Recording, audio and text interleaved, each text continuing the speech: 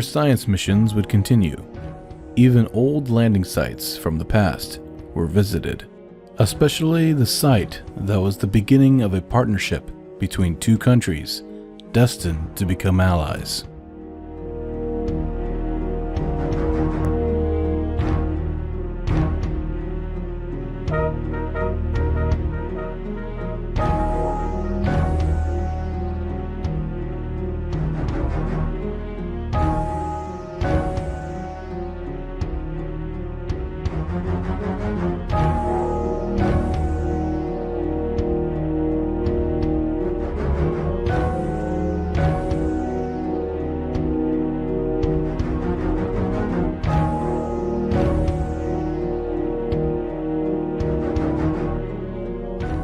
Finally, the mission to explore the Tokuma's last location was a go.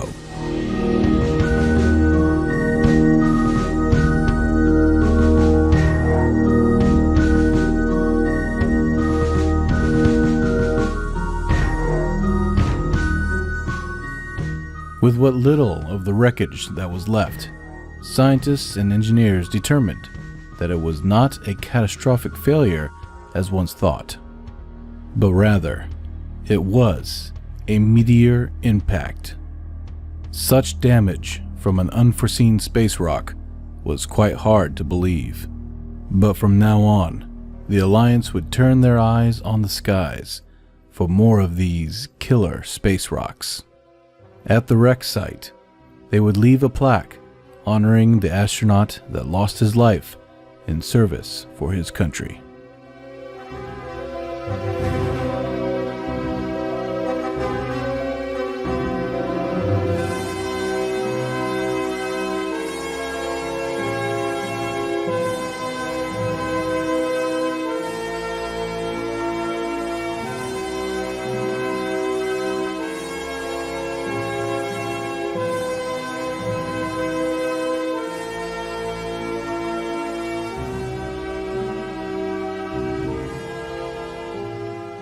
Back at Kerbin, the new Egyptian Empire had discovered a new way to refine the old hydrogen and oxygen fuel.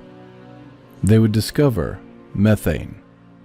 More dense and easier to store, methane would help crafts be more streamlined with longer range. The Empire wouldn't keep the technology for themselves, however. They knew that in time, the rest of the world would find a way to make it as well. So instead, they decided to sell their product for a price. This move made them very wealthy, as nations pored over the opportunity to work with this new fuel. As the money came flooding in, so did the Empire's ambitions.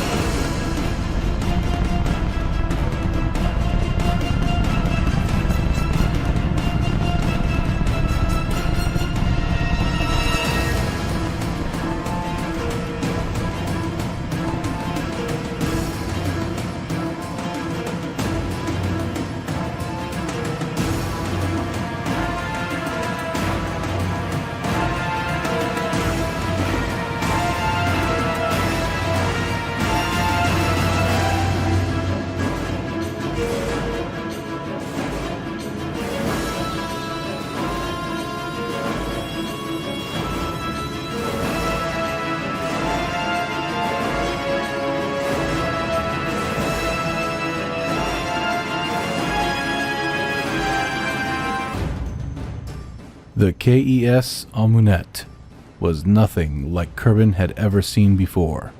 Unlike any ship before it, the Amunet would slow down by simply retroburning into orbit without aerobraking. Neither did it have any means to produce artificial gravity. It wasn't an interplanetary ship, but it had plenty of fuel to make a trip to Minmus and back. The ship would leave for Minmus and collect all of the leftover science from the surface before the Alliance had a chance to get to it first.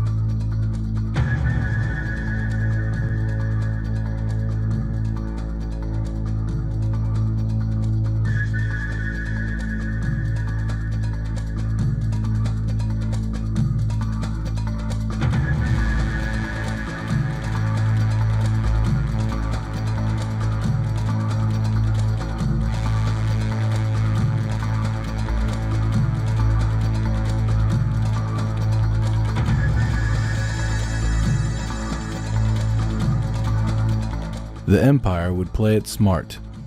They would advance in technology and military might without stepping on anyone's toes. And when the time was right, they would make their move to power.